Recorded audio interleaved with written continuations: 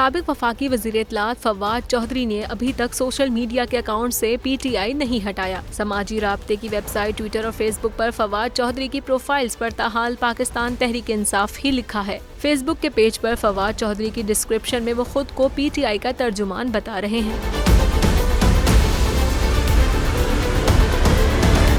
वाज़ेह रहे कि फवाद चौधरी चंद रोज कबल PTI समेत सियासत को खैराबाद कह चुके हैं, लेकिन इस्तेहकाम पाकिस्तान पार्टी ज्वाइन करने के पहले दिन से ये परेशान नजर आते हैं। सोशल मीडिया पर मामला देखते हुए कई सवाल उठाए जा रहे हैं। आने वाले दिनों में मुल्क की सियासत में क्या होने वाला है? क्या फवाद चौधरी ने दोबारा पाकिस्तान तहरीक इंसाफ में शामिल होने का फैसला तो नहीं कर लिया?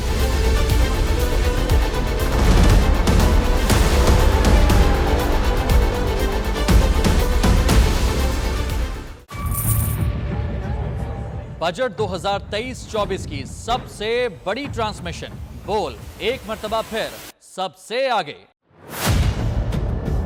वजीर खजाना की बजट तकरीर की सबसे बड़ी कवरेज, 62% अवाम ने देखा बोल की स्क्रीन पर। Welcome back to the budget transmission.